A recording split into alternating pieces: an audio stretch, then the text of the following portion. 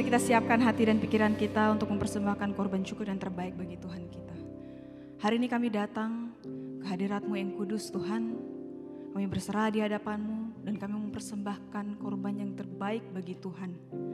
Oleh sebab itu kami alaskan ibadah ini dari awal, pertengahan hingga akhir. Boleh jadi hanya di dalam satu nama yang ajaib.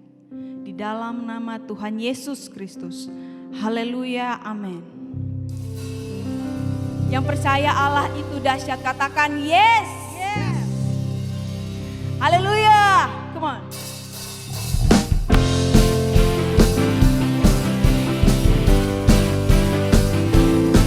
Sebab kami percaya Tuhan bahwa Yesus nama di atas segala nama. Haleluya.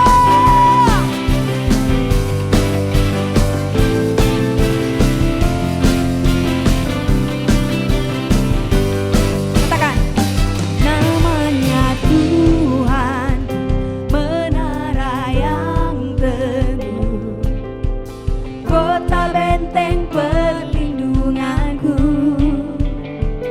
Allah yang perkasa, Dia Bapa yang kekal, gunung batu keselamatanku. Engkau yang termulia di bumi di surga, termasyhur perkasa selamanya. Engkau yang berkuasa di dalam segala hal, ada kuasa dalam nama Yesus. Amin. Haleluya. Kita nyanyikan pujian ini dari awal. Namanya Tuhan, menara yang teguh, kota benteng perlindunganku, kota benteng perlindunganku,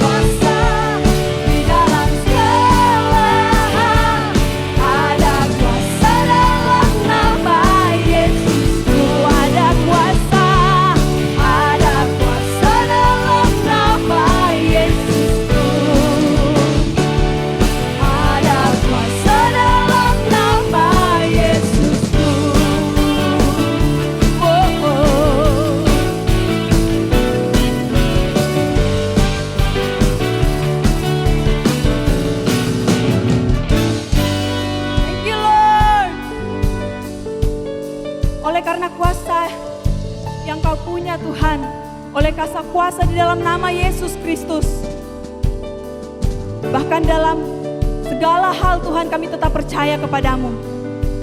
Dan kami nyatakan pujian ini bagimu Tuhan. Thank you Lord. Ku mau selalu bersyukur sebab cintamu padaku takkan pernah berubah. Hatiku percaya walau bumi bergoncang, gunung-gunung beranjak, namun kasih setiamu tak pergi dariku. Oh, oh.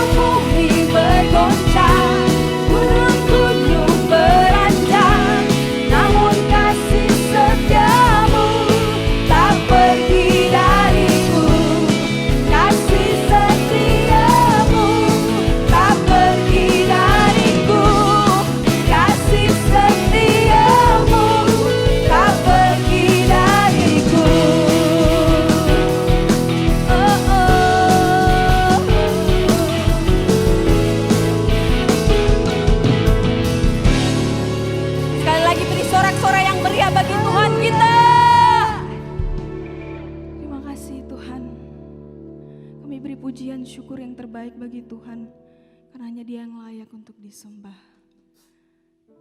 Thank you Lord.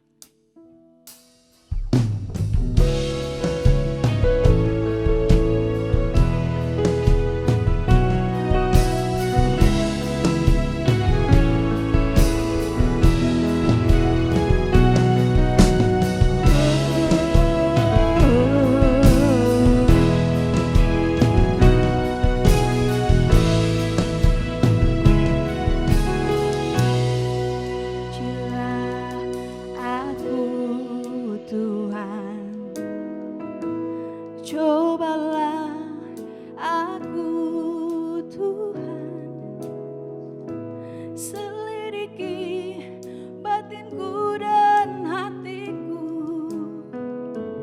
mataku tertuju padamu. Katakan aku cinta padamu Tuhan. Aku cinta padamu Tuhan, amin. Aku rindu hadirat-Mu Tuhan, kami rindu hadirat-Mu Tuhan. Aku ingin selalu dekat padamu,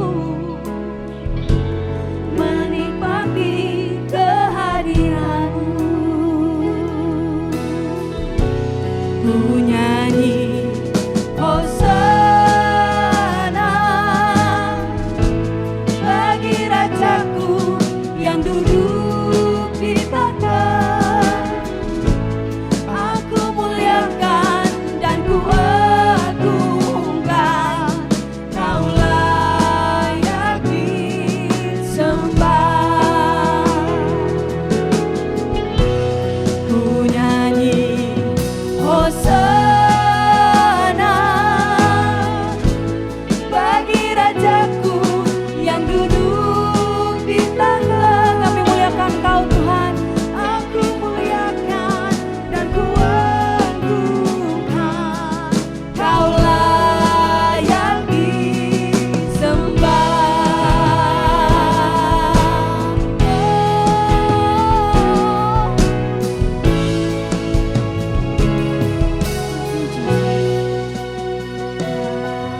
Aku Tuhan, cobalah aku Tuhan, selidiki hatiku dan hatiku, mataku tertuju padamu. Kami cinta Engkau Tuhan.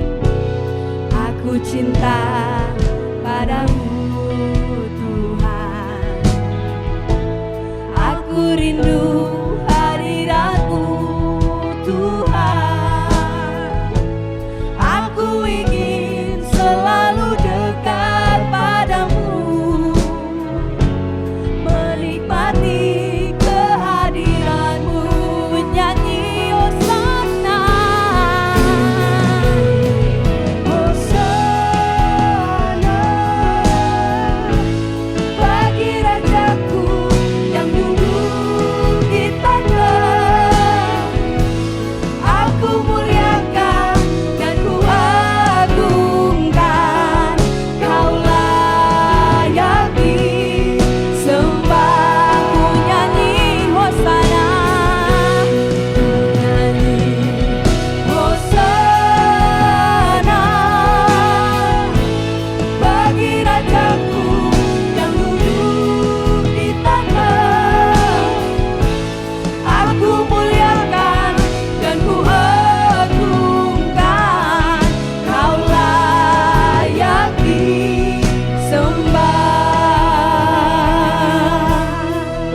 Singing Hosanna.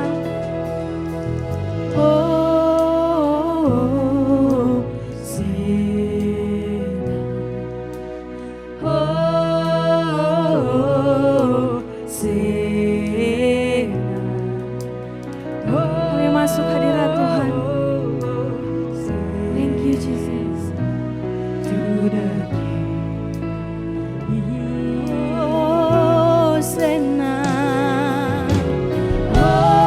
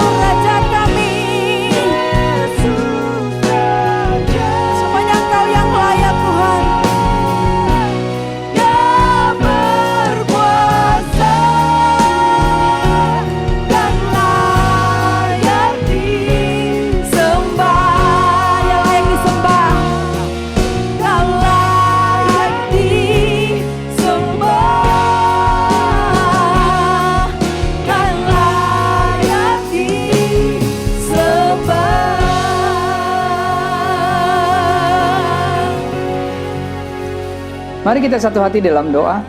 Bapak yang baik, terima kasih buat kasih setia, buat kebaikan Tuhan dalam kehidupan kami. Sungguh kami ucap syukur boleh berkumpul bersama-sama di dalam ibadah online di minggu yang indah ini. Kami ucap syukur Tuhan Yesus bahwa Engkau Tuhan yang selalu mengasihi kami, menyertai kami. Bapak yang baik, sebentar kami akan mendengarkan firman-Mu. Terlebih lagi kami akan mendengarkan tentang pengharapan, bahwa kami harus tetap memiliki pengharapan. Bapak yang baik, berikan kami hikmat untuk menangkap apa yang menjadi isi hati-Mu. Terima kasih Tuhan Yesus. Di dalam nama Tuhan Yesus kami berdoa dan mengucap syukur. Haleluya. Amin. Shalom Bapak Ibu, Saudaraku, rekan-rekan kekasih, Jemaat Home CC dimanapun berada. Tema firman Tuhan hari ini yang akan disampaikan adalah teruslah memiliki pengharapan. Ya, menarik sekali. Pernahkah Bapak Ibu Saudara, rekan-rekan terkasih, Jemaat Home CC dimanapun berada, melihat atau menyaksikan seseorang yang mengalami sakit, yang bahkan sakit sampai puluhan tahun? Nah, kemudian orang ini tetap saja masih memiliki pengharapan untuk sembuh. Bapak Ibu Saudaraku, rekan-rekan terkasih, Jemaat Home CC dimanapun berada, rasanya memang sangat sulit ya. Kalau kita sudah mengalami sakit puluhan tahun, tapi tetap memiliki pengharapan untuk bisa sembuh, ya. Terus juga kalau kita sudah mengalami sakit puluhan tahun, tapi juga tetap memiliki pengharapan itu dan tidak putus asa. Rasanya sangat sulit. Tapi hari ini kita akan belajar dari seseorang yang mengalami sakit begitu lama, yaitu selama 38 tahun. Wow, sungguh lama sakit yang diderita oleh orang ini.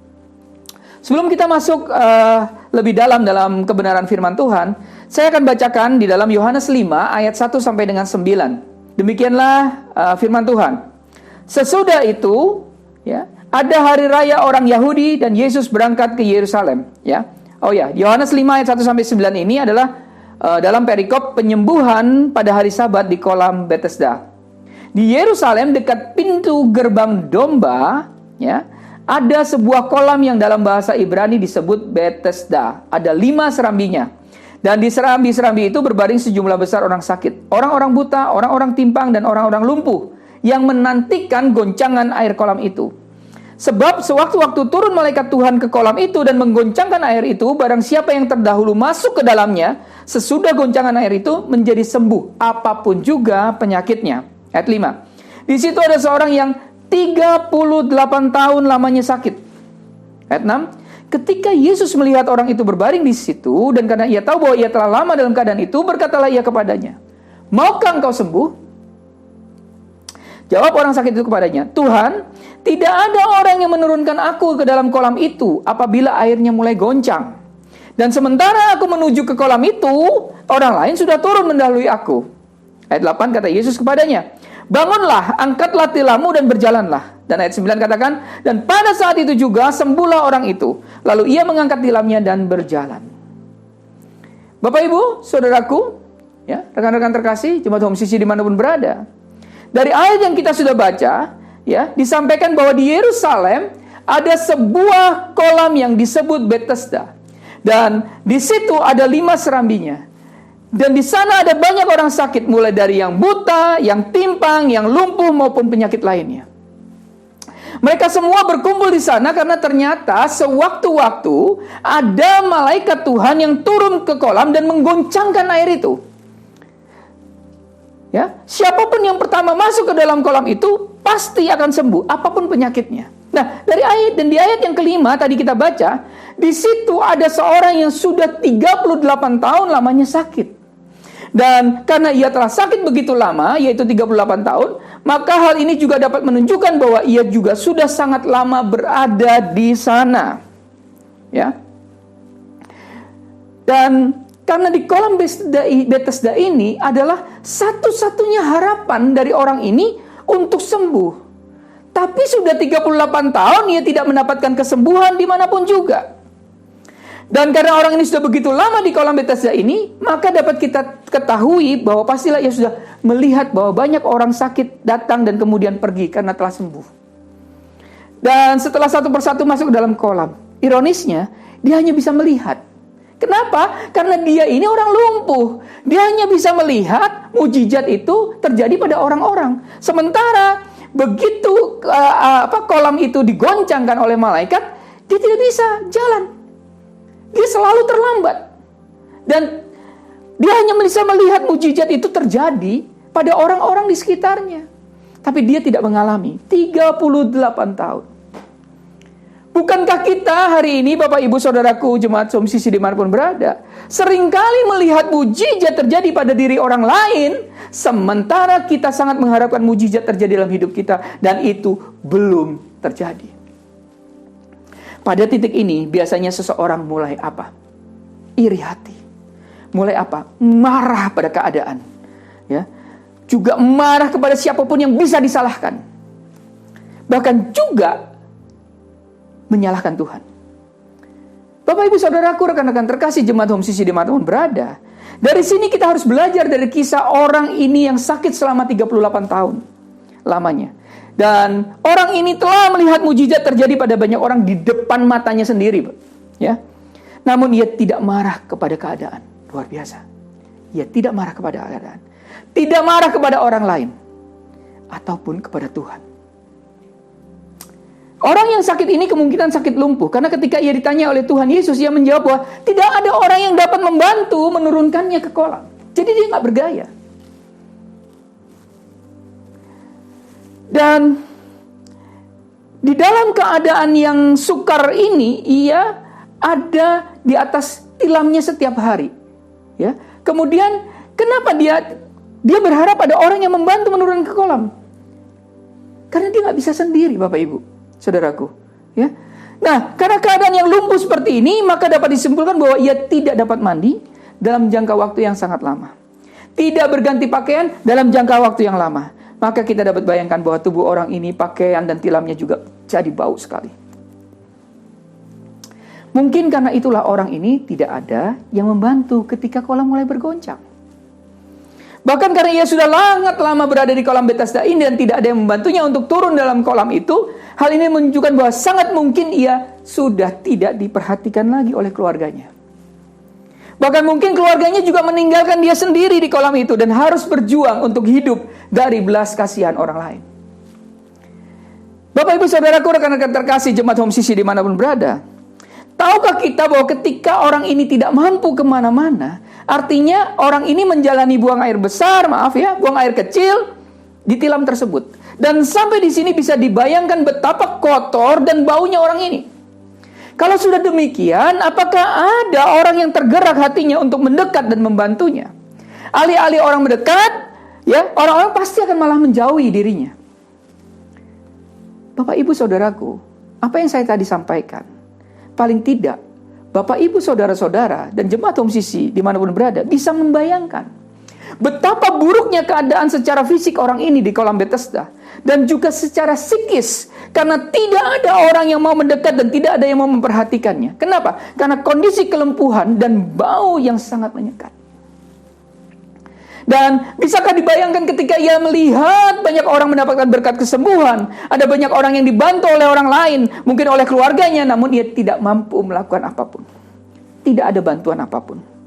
Hanya melihat berkat kesembuhan yang terjadi, yang pada banyak orang yang melihat berkat kesembuhan yang begitu dekat dengannya, tapi dia selalu lewat. Bisa bayangkan ya.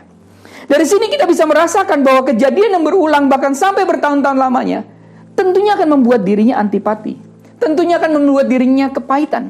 Tentu akan membuat dirinya putus asa. Tentu akan membuat dirinya itu tanpa harapan.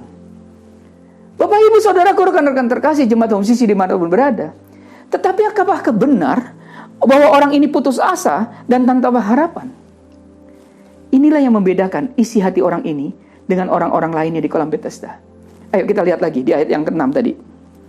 Yohanes 5 ayat 6. Yesus melihat orang itu berbaring di situ, dan karena ia tahu bahwa ia telah lama dalam keadaan itu, berkatalah ia kepadanya, "Maukah engkau sembuh?" Saudara, bayangkan. Setelah menunggu begitu lama, bertahun-tahun lamanya, mungkin juga puluhan tahun, tiba-tiba ada seorang yang bertanya, "Maukah engkau sembuh?" Bapak Ibu Saudaraku, rekan-rekan terkasih jemaat Home CC dimanapun berada, kalau kita yang mengalami sakit seperti orang tersebut, apa yang muncul dalam ucapan kita? Pastilah apa yang ada di hati kita. Mungkin kita akan sangat marah karena kita tahu bahwa kalau kita tidak sembuh sampai puluhan tahun itu hanya gara-gara tidak ada orang yang peduli. Tidak ada keluarganya yang peduli, bahkan mungkin saja dibuang oleh keluarganya karena dirinya sangat menyusahkan. Tapi luar biasanya orang ini tidak marah sama sekali, Bapak Ibu. Ia tetap memiliki pengharapan bahwa ia akan sembuh. Kalau ada orang yang membantu menurunkannya ke kolam apabila air mulai goncang. Artinya apa? Sampai saat ini penyakit yang dialami selama 30 tahun ini masih mengharapkan ada orang yang membantunya. Wow, ini iman yang luar biasa. Harapan yang luar biasa yang terpelihara selama puluhan tahun lamanya. Tidak ada kemarahan, tidak ada kepahitan dalam dirinya, tidak ada kepahitan dalam dirinya kepada orang lain, keadaan keluarga atau juga kepada Tuhan. Ayat ke-7 itu, ya, Yohanes 5:7. Dia masih optimis. Dikatakan gini, jawab orang sakit itu kepada Tuhan Yesus, kepadanya. Tuhan, tidak ada orang yang menurunkan aku ke dalam kolam itu apabila airnya mulai goncang, dan sementara aku menuju kolam, itu orang lain sudah turun mendahului aku. Dia tetap masih punya pengharapan. Dia masih punya pengharapan ada orang yang bisa bantu. Ya. Karena itulah Tuhan Yesus tertarik kepada satu orang ini. Di antara puluhan, mungkin bahkan ratusan orang yang ada di dalam kolam Bethesda pada saat itu, yang mungkin ada di Serambi Salomo saat itu. Dari antara orang yang di sana, ternyata Tuhan hanya menyembuhkan satu orang saja, yaitu orang ini, yang sudah sakit lumpuh 38 tahun. Ada hal menarik yang kita pertanyakan, mengapa orang-orang di sana tidak ada yang tahu bahwa ada Yesus yang menyembuhkan orang ini. Yesus pada saat itu tentu tidak dikenal oleh orang-orang di sana. Karena orang-orang di sana tidak mendapatkan kabar mengenai Yesus dan belum pernah melihat seperti apakah Yesus itu. Jika seandainya orang-orang di sekitarnya tahu bahwa ada orang yang dapat menyembuhkan orang yang sakit 38 tahun lamanya, pastilah semua orang akan datang dan juga meminta Yesus menyembuhkan mereka. Namun mereka nggak ada yang tahu. Hal ini sebenarnya menunjukkan bahwa orang yang 38 tahun lamanya sakit ini dijauhi oleh orang-orang sakit lainnya. Mengapa dijauhi? Tadi sudah saya sampaikan. Kemungkinan orang ini begitu bau karena harus berbaring di tilam. Dan di atas tilam itulah makanan dari belas kasihan orang, buang air kecil di situ, buang air besar di situ pula. Jadi kita bisa bayangkan betapa ia dijauhi oleh orang-orang sehat dan orang-orang sakit yang ada di Serambi Salomo. Karena itulah, ketika Yesus bercakap-cakap dengan orang ini dan menyembuhkan orang ini, tidak ada yang tahu. Karena orang ini sama sekali tidak menarik, Bapak Ibu Saudaraku, jemaat Home CC dimanapun berada. Di sini kita melihat bahwa Tuhan Yesus memiliki belas kasihan pada orang yang justru dijauhi, yang justru dihindari oleh banyak orang. Bapak, Ibu, Saudaraku, rekan-rekan terkasih, jemaat Home CC dimanapun berada. Dari kisah tersebut, apa yang bisa kita pelajari? Paling tidak saya mencatat ada 3 poin. Yang pertama, dari kisah orang lumpuh ini, apapun kondisi buruk yang kita alami, termasuk sakit penyakit, kebangkrutan, penderitaan secara psikis, dan lain-lain, janganlah pernah kehilangan harapan, sekalipun membutuhkan waktu yang cukup lama.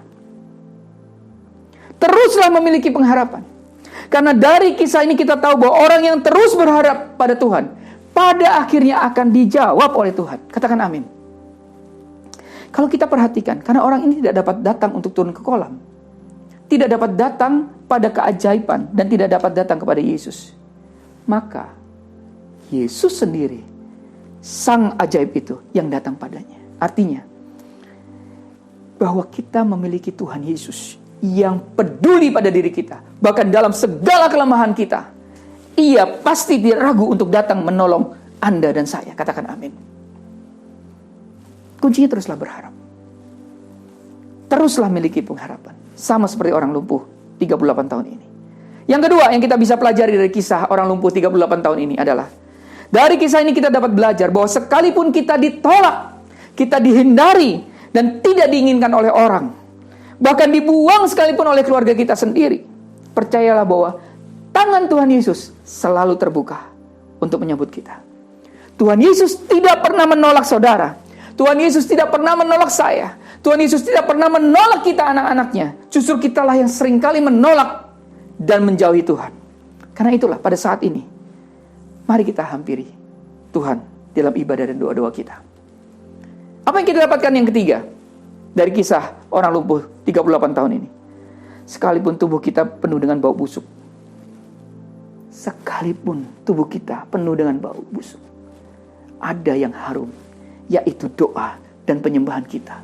Itu harum di hadapan Allah. Naikkan doa itu. Naikkan penyembahan itu kepada Tuhan. Bapak Ibu Saudaraku, rekan-rekan terkasih jemaat Home CC dimanapun berada. Karena itu, mari pada saat ini kita terus berharap. Terus berdoa. Tidaklah marah dengan keadaan. Jangan marah terhadap orang lain. Jangan simpan kepahitan dan dendam. Mari terus berharap kepada Tuhan. Terus miliki pengharapan kepada Tuhan. Kenapa? Karena Tuhan kita ada Tuhan yang peduli. Katakan amin. Tuhan yang peduli kepada kita. Tuhan yang tahu semua keterbatasan kita. Tahu semua kelemahan kita. Hanya datang kepadanya. Terus datang kepadanya. Terus berharap kepadanya. Tuhan Yesus memberkati. Mari kita berdoa. Bapak yang baik, terima kasih. Kami belajar Tuhan dari orang lumpuh 38 tahun ini, Tuhan Yesus. Kami belajar bahwa apapun kondisi buruk yang kami alami. Mungkin hari ini kami mengalami sakit penyakit. Mungkin hari ini kami mengalami kebangkrutan. Penderitaan secara psikis. Kami mau katakan Tuhan, kami tidak mau kehilangan harapan.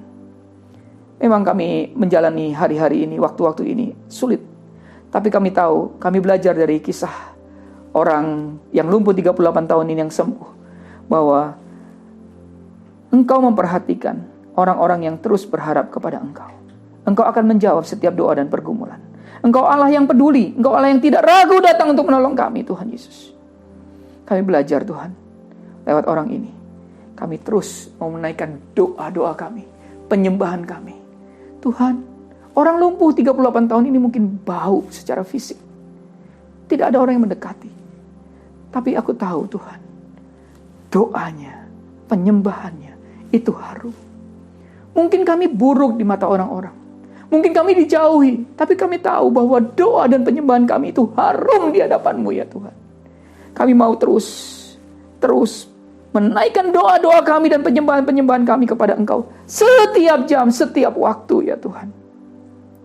Bapa, kalau ada dalam kondisi anak-anak-Mu hari ini, mereka yang sudah hampir hilang pengharapan, putus asa, mereka yang marah dengan keadaan, mereka yang marah dengan orang lain, mereka yang memiliki kepahitan dan dendam, bahkan mereka yang memiliki yang marah terhadap Engkau. Hari ini hamba berdoa, mari angkat tanganmu dimanapun kau berada, saudaraku. Hari ini datang kepada Tuhan, berdoa berharap kepada Tuhan. Ingat, doa dan penyembahanmu itu harum di hadapan Tuhan. Mari terus berharap kepada Tuhan, terus miliki pengharapan kepada Tuhan. Bahwa pengharapan kita kepada Tuhan tidak pernah gagal. Kenapa? Karena Tuhan kita, Tuhan yang tidak pernah gagal. Dia Tuhan yang peduli. Dia sangat-sangat mempedulikan hidup kita.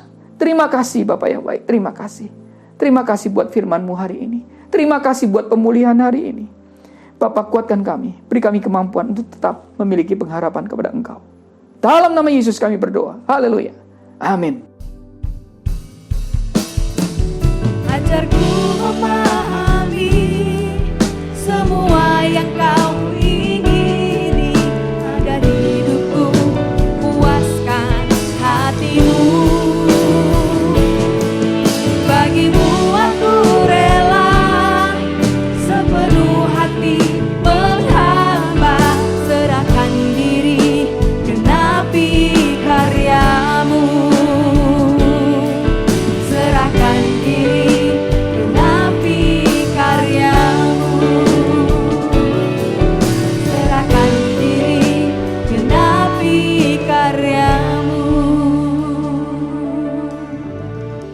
Karena itu, saudara-saudaraku jemaat Kristus yang dikasihi Tuhan, angkatlah kedua tanganmu dan terimalah berkat.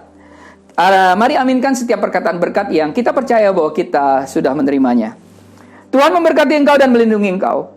Tuhan menyinari engkau dengan wajahnya dan memberi engkau kasih karunia. Tuhan menghadapkan wajahnya kepadamu dan memberi engkau damai sejahtera. Kiranya kasih dan penyertaan Bapa di surga dan damai sejahtera dari Tuhan Yesus Kristus, serta penghiburan dari Roh Kudus, terus menyertai kita sampai Maranatha, Tuhan Yesus datang kembali. Kita yang sudah menerima berkat Tuhan, mari kita sama-sama katakan, amin.